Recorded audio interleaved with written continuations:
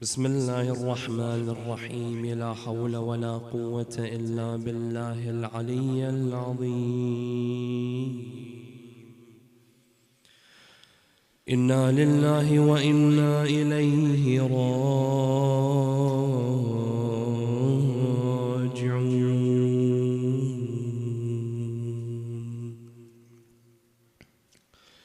صلى الله عليك يا سيدي ويا مولاي يا رسول الله، وعلى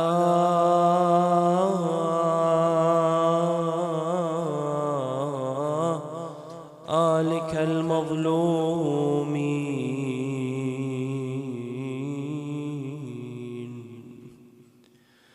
صلى الله عليك يا سيدي ويا مولاي يا أبا عبد الله، يا غريب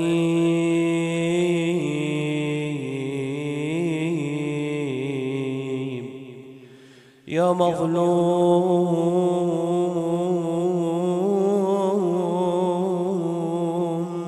كربلاء،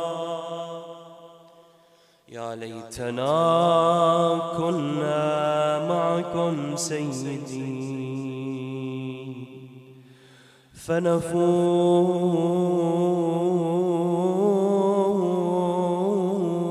والله فوزا عظيما.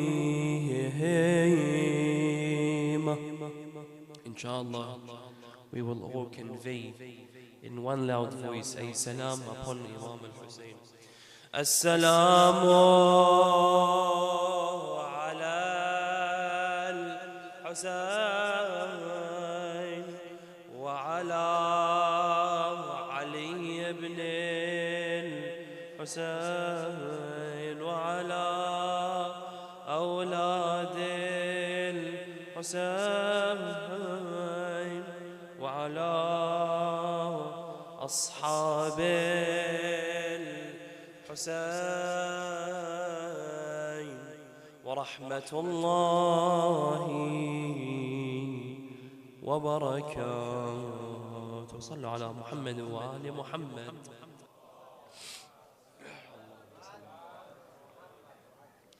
I send my condolences to my brothers and sisters in Islam on the eve of Ashura. I don't have anything prepared to speak about tonight, because on a night like this, the tongue buckles, doesn't know what to say. On a night like this, my brothers and sisters, a night where the companions all come together to remind Lady Zainab that they are there to support her. The reason why I say this is Imam al-Hussein enters into the tent of Lady Zainab on a night like this. So Lady Zainab turns around and she says, "Oh, my brother Hussein, I want to ask you a question. Have you tested your companions? Have you tested those that are with you?" Imam al-Hussein turns around and says, "Oh Lady Zainab, these are the greatest of men. These are the greatest of warriors." Who happened to be hearing this conversation outside of the tent? It was none other than Habib ibn Mudahir, the elderly man who was from the companions of the righteous. He hears Lady Zainab questioning the stance of the companions. So then Habib goes and runs to the tents of the companions of Imam al-Hussein, and he says to them, "Listen, what I just heard broke my heart. I believe that we have lacked in showing Zainab that we are there to support her brother Al-Hussein. everyone, let's go to the camp. Let's go to the tent of Lady Zainab. So they all come. Habib screams out, Assalamu alayka ya Aba Abdullah. Imam al-Hussein exits. Oh Habib, why are you here tonight? I told you men that tonight take it a night to rest. They don't want anyone except me. Every one of you take the hand of their family members and go. Go into the desert. Leave me, don't remain with me. They only want me. So then Habib says, O Hussein, O our master, we have all come together so that Zainab can hear that we are willing to give our entire lives for her. So then Imam al-Hussein goes into the tent. He says to her, O sister Zainab, Habib has come. All the companions right now are standing outside. And they have a message for you, O Zainab. Habib conveys his regards. He conveys his salam. So then she says, O brother Hussein, convey my regards back to Habib. So Imam al-Hussein exits. He says, O Habib, my sister Zainab conveys her regards to you. Immediately he hears that, he falls to the ground, he gets the soil, he hits it on his head, he throws his turban off, and he says, who am I for Zainab, the daughter of Ali, to convey her regards to someone like me? Let me explain to you who Zainab is. One of the companions of Amir al-Mu'mineen says, everything that I'm saying right now is whatever comes to my head, I'm speaking. I haven't prepared for anything because I want to speak from my heart tonight. One of the companions says, I lived next to Amir al-Mu'mineen for many years. We were neighbors. Not once did I hear Zainab. Not once did I see Zainab. I didn't know who Zainab was. I only heard of a name that Amir al-Mu'mineen Ali has a daughter by the name of Zainab. When Imam al-Hussein was leaving Medina to head to Mecca, they say that all of the family of Imam Hussein came out. Everyone was embarking on the camel that was present. Every family, every household had a camel. The narrator says that I seen something that I had never seen in my life. Ali al-Akbar came out. Abu al-Fadl al-Abbas came out. Al-Qasim, the son of Al-Hassan, came out.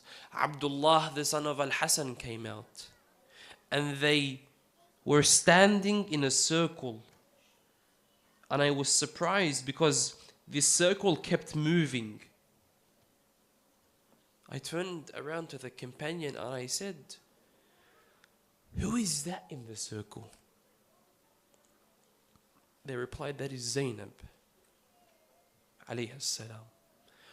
The night of Ashura, Imam al-Hussein says, listen, they only want me. They don't want you. Every one of you, go. Take their families. Just go, leave me and my family. The companions refused. In this same moment, Imam al-Hussein enters back into the tent. Zainab says, "Oh Imam Hussein, give me permission. Let me exit the tent. Let me stand in front of the companions." So they say, Imam al-Hussein's sister, "Okay Zainab, get ready." Lady Zainab got ready. She wore the hijab of her mother Fatima, the same hijab that was burnt from when they attacked the house of Fatima. Lady Zainab walks out. All the men lower their heads, so no one sees the daughter of Amir al-Mu'mineen. She says a line that breaks the heart. She says, "Where is Habib?" Habib says, "Me, I am Habib." She says, "عم يا حبيب لا تقصر في نصرة هذا الغريب." Oh uncle Habib, do not lack when it comes to supporting this one who is alone, Al-Hussein. On the night of Ashura, they knew that they were alone. There are many historical events that our primary texts have included these information that many prophets walked on the land of Karbala, the land of Iraq. One day Prophet Ibrahim is walking. He falls down, he cuts his head. Immediately Ibrahim falls into the state of prostration. "Oh Allah, I seek forgiveness if I have committed a mistake." Allah says to him, "Ibrahim, you haven't committed no mistake." So Ibrahim says, "Oh Allah, why is it that I fell down and I tripped and I cut my head cut open?" He said that this land here, my prophet, the prophet of the end of time, the one that I love, will have a grandchild. And on this same place, this grandchild will be slaughtered. What about Prophet Zakaria and his son Yahya? How did they deal with him? To the extent they chopped the head of Prophet Yahya, the son of Zakaria, and they gave it as a gift to one of the people in Bani Israel. And Imam al-Hussein many times in Karbala referenced this. He says, "Oh Allah, you are the same one who will seek revenge for Yahya." Because Prophet Zakaria heard that one day the final messenger will have a grandson who will be present in the land of Iraq and will be slaughtered on this land. So then Prophet Zakaria says, "Oh Allah, I don't want this prophet's grandson to die if I can't also sacrifice something." So Allah gave Zakaria Yahya. In another narration, we have a prophet by the name of also Yahya ibn Hisqil. Al-Allama al-Majlisi mentions this narration.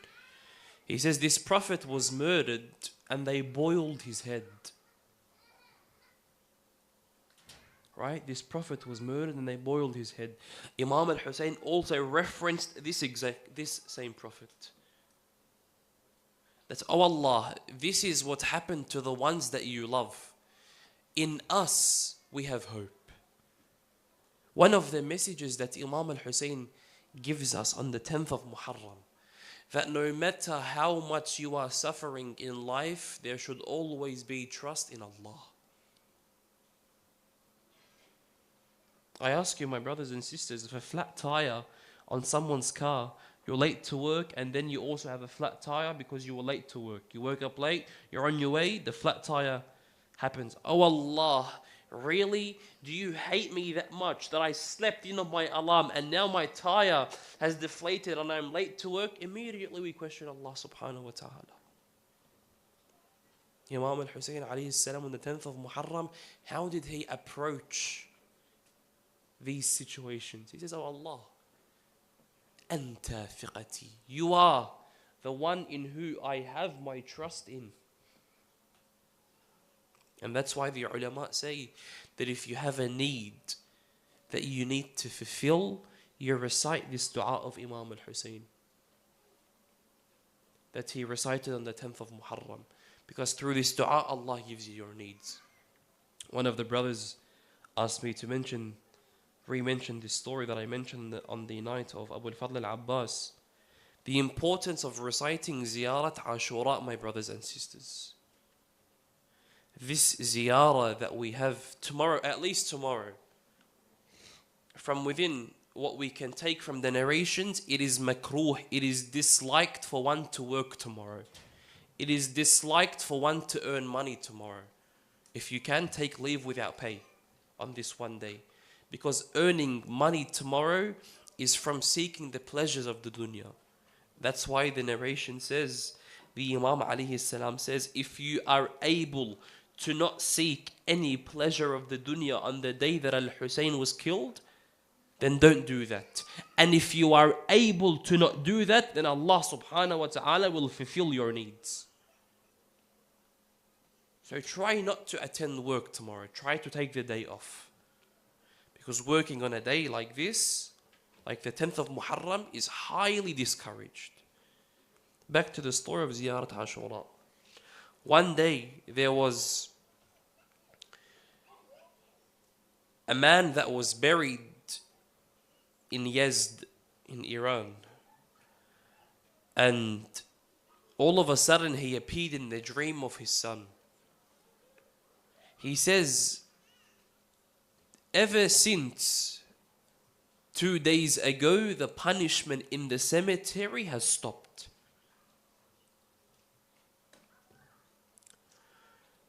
So the son wakes up. He says, what's this type of dream that my father said that I was being punished for a number of years, and then ever since 2 days ago, the punishment in the grave stopped. The father also told his son in the dream that a woman had been buried next to me, and ever since she was buried next to me, this is when the punishment stopped. So he says, let me go to the cemetery, let me see. Is it true that a woman was buried next to my father? He goes, he sees that yes, a woman was buried next to his father. So then the son goes to search all around Yazd to try to find who is the family of this woman. He finally finds them. He knocks on the door. I have a few questions. Who are you? Oh, I've just come to ask you a question. What do you want to ask? Can you please tell me, who was your mother? What significance did she have? They were surprised. What do you mean you're asking about our mother? Our mother was an ordinary old woman. No, there is something more about your mother. He was looking at him like, what are you on about? I know my mom. So the guy says, can you tell me, did your mom ever perform acts of goodness? She says, no, she used to do the normal, pray her obligatory prayers. Sometimes she would wake up in the night to pray throughout the night. Nothing ordinary. Nothing out of the ordinary. He says, no, there is something. There has to be something else. Try to rinse your brain out. Is there something that you've seen her do that always stood out to you? One of the younger children says, yes, I used to see my mother every day read Ziyarat Ashura. He remembered immediately. This has to be the reason why. And if you go to Yazd now in a certain cemetery, the grave of this woman is there. It's known, it's famous. That through the blessings of you reciting Ziyarat Ashura, even those that are dead benefited in the cemetery. Imam al-Rada alayhi salam, he has a very beautiful narration. He says, Man zarani zurtuhu fi thalatha. Whoever visits me, I will visit him in 3 situations. The first one is in the grave. The second one is when Allah distributes the books to everyone. And the third one is on the scales. When Allah scales everyone's actions, in these 3 places, you will see Imam al-Rada come to your safety, come to save you, if you visited him. On a night like this, my brothers and sisters, hold on to Al-Hussein. Hold on to this master.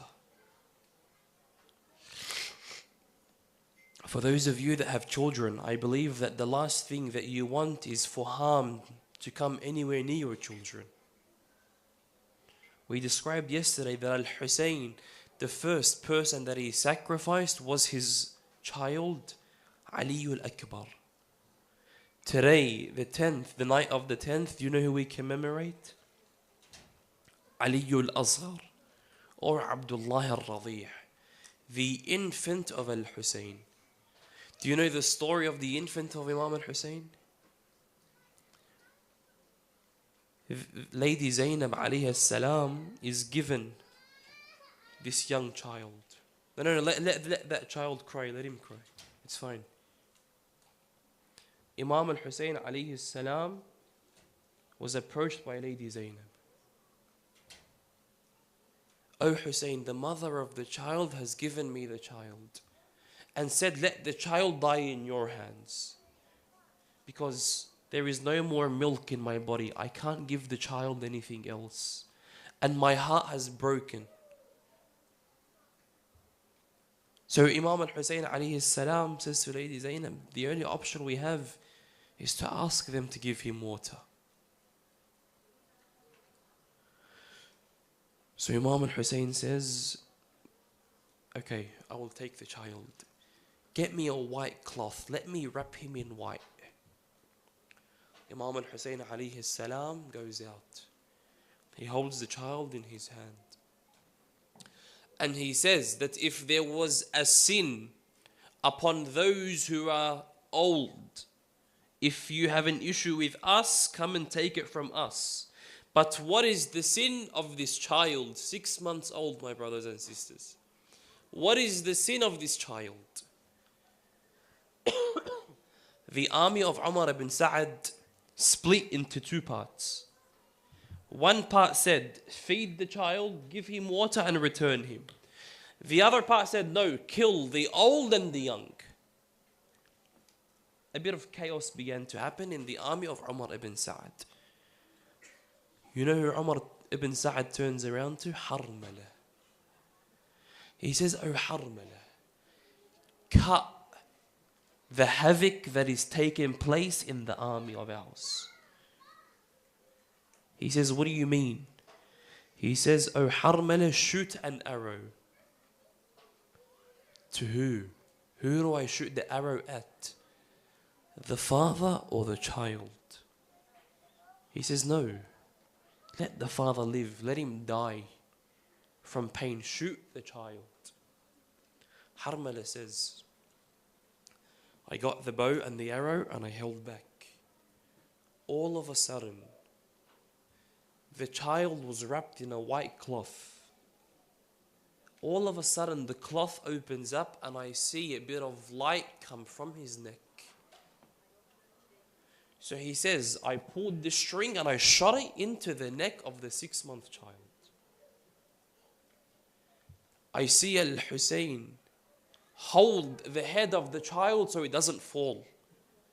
And then blood began to fall out. Al-Hussein holds it in his hand. He throws it up into the sky and he says, oh Allah, do not let this blood go. And then immediately Al-Hussein, oh Hussein, let him go. Let the child bury him, for we have someone to feed him in paradise. Imam al-Hussein alayhi salam brings the dead child back. He brings him back to the tent. But how do you take a dead child back to its mother? You know, one of the people said that one day I entered into the hospital. I seen a father enter into the emergency room holding his child. After an hour, I seen the father come back with the child in his hand and he's walking up and down the corridor in a state that I've never seen someone in. So I went to the father. I said to him, do you need any help? Can I help you? He says, no, my son has died and his mother is in the car. How do I go and tell the mother that your son has died?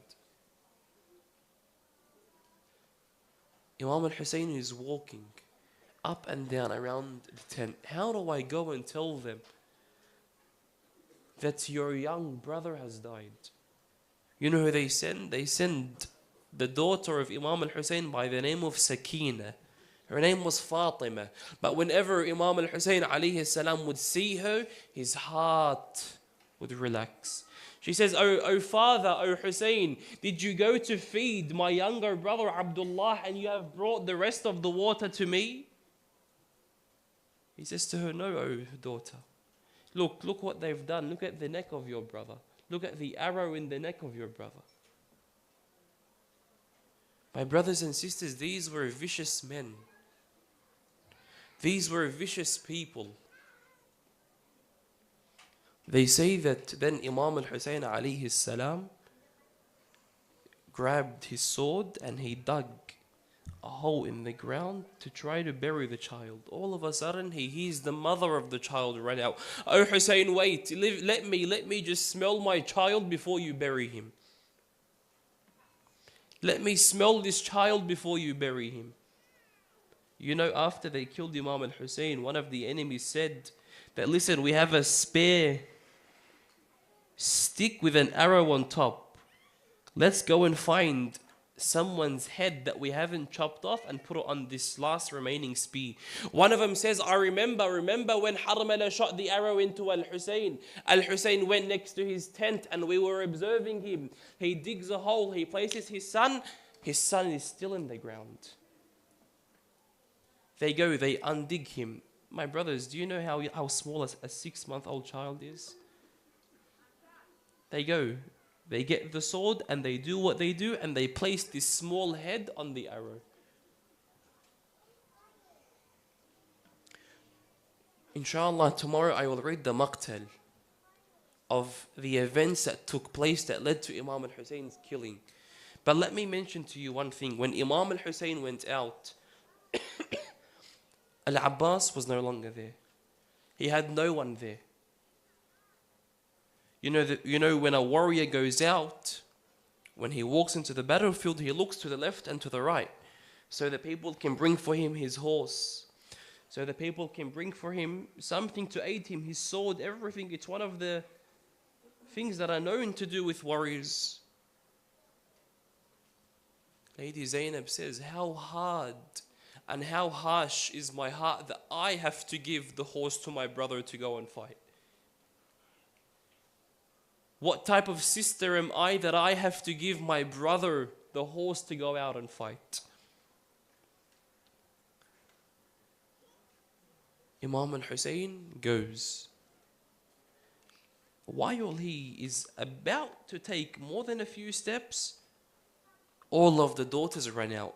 "Oh Father Hussein, oh Uncle Hussein, where are you going?" He says, "I'm going somewhere. I will be back inshallah." But he says, "Zainab, there is one daughter that hasn't come out. Where is Sakina? Why didn't she come out?" Zainab says that she's in the tent. Imam al-Hussein gets off the horse and goes to the tent. He says to her, "Oh my daughter, why didn't you come out?" She says, "Oh father, I know where you are going. And who is going to wipe on my head the same way that you wiped over the head of Muslim ibn Aqil's daughters when you found out that he died? Who is going to wipe over our head?" Imam al-Hussein tells her, "Remain patient, my daughter, remain patient." He goes out. Imam al-Hussein takes a few meters. He starts riding the horse for a few meters. He automatically hears a scream, "Mahlan, mahla, yabna al-Zahra." That, "Oh son of Fatima, wait, where are you going?" He turns around, it's Zainab. He says, "Zainab, I said bye to you." She says, "Yes, but I remembered before my mother Fatima died, she said to me, 'Oh Zainab, that on the day of Ashura, if you see your brother Al-Hussein going by himself, stop him.' So I stopped you. Oh Hussein, get off your horse. Remove the bit of clothing that you are wearing. Let me smell you. Let me give you a kiss." He says to her, "Why are you smelling my neck? Why are you kissing my chest?" She says, "Because Mother Fatima said that if you see Al-Hussein, smell him in his neck and kiss him on his chest." You know, the clothes that Imam Al-Hussein was wearing on this day were the most ugliest of clothing. Because he asked, he said, Zainab, listen, the people that have come to kill us, they're after money. They're here for the joy. They're here to win something. Give me one of the most ugliest of clothings that we have. She brought him a thobe. He started to cut it up. You know, even that, on the day of Ashura, they didn't leave it on Al-Hussein. They even took that.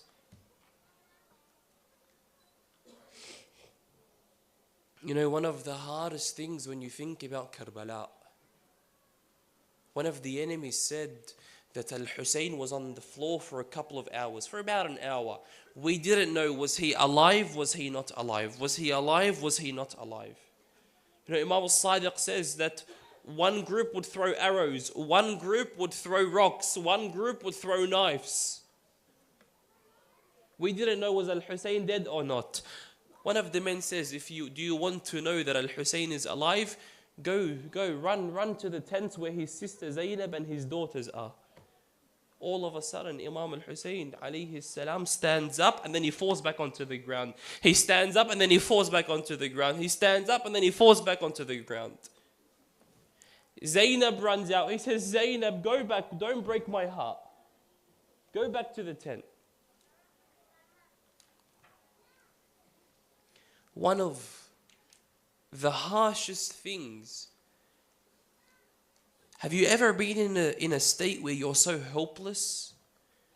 You've had a child, a sibling, a parent or someone that is so sick that you want to help them, but you are so helpless. You can't do anything. You can't help them. Zainab goes up to what they call a Tallu Zainabi. She goes. She sees that men are starting to embark on horses. Men are embarking on horses. So the moment these horses started to ride, she knew what was going to happen. She knew whose chest was going to be trembled. She goes out, she places her hands on her head like this, and she says, Wayhakum ama fikum Muslim.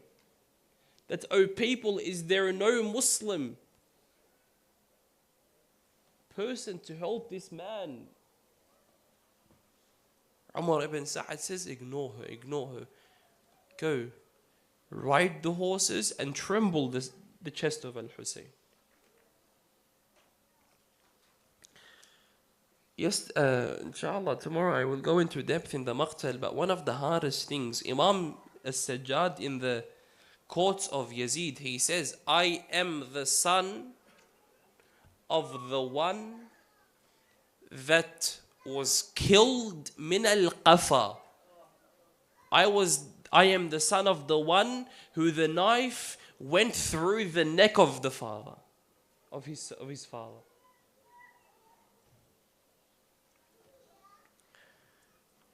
So then, I ask you the question. If you want to slaughter an animal, you slaughter it from the front, not from the back.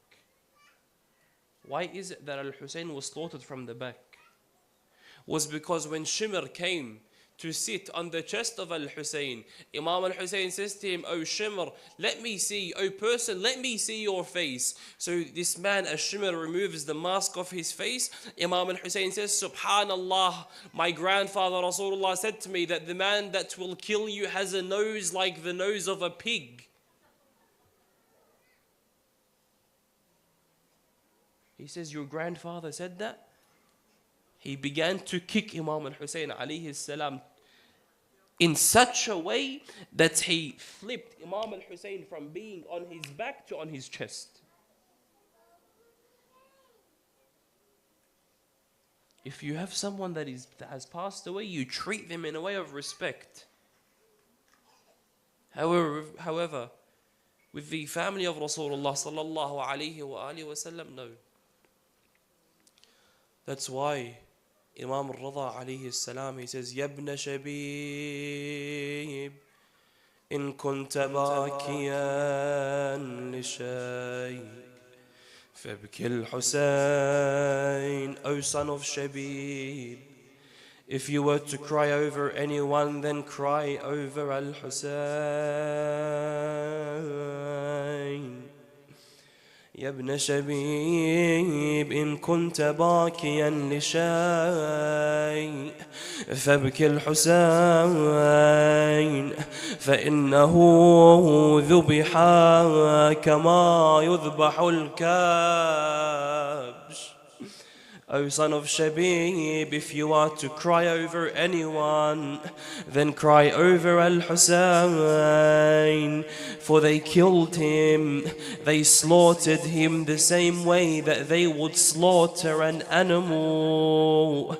O son of Shabib, one day Imam al-Sajjad alayhi salam, they bring him water, he started to cry. They said to him, O Zainul Abidin, why are you crying? He turns around, Abu Hamza al-Thawali asked him, he said to him, Ya Aba Hamza, O Abu Hamza, I understand why you are asking this question. I understand that you are asking, why is it that you keep crying, O Zainul Abidin? He says, Ya Aba Hamza, O Abu Hamza, have you ever heard that the daughter of Rasulullah in any time, any daughter of any prophet, his family went as captives? Have you ever heard that a woman of the prophets went as captives?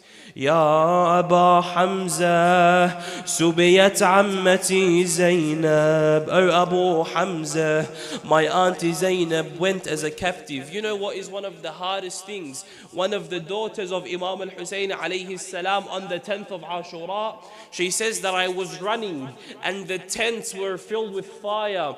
Everything we would step on, either we would get burnt, either our clothes were filled with fire. All of a sudden I looked behind me, there was a very large man that was chasing me. He was trying to grab me.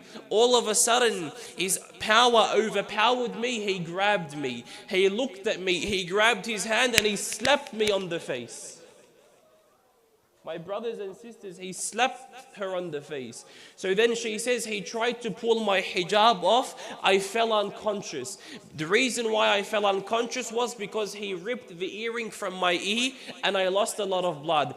I woke up, my auntie Zainab was next to me. I said to her, oh auntie Zainab, why is it that you are crying? She said, because they slapped me as well, O daughter. When you hear the Ahlul Bayt say that the 10th of Ashura is one of the worst days, look into history, look into what took place, my brothers and sisters. Look at how they were treated. Allahumma salli ala Muhammadin wa ali Muhammad wa ajjal farajahum. Allahumma ajjal li waliyika al-faraj. اللهم عجل لوليك الفرج. اللهم عجل لوليك الفرج وامن علينا برضاه وهب لنا رأفته ورحمته ودعاءه. يا حميد بحق محمد، يا عالي بحق علي، يا فاطر بحق فاطمة، يا محسن بحق الحسن، ويا قديم الإحسان بحق الحسين، وبحق التسعة المعصومين من ذرية الحسين. اللهم عجل لوليك الفرج، اللهم عجل لوليك الفرج. وصلى الله على محمد وأهل بيته الطيبين الطاهرين.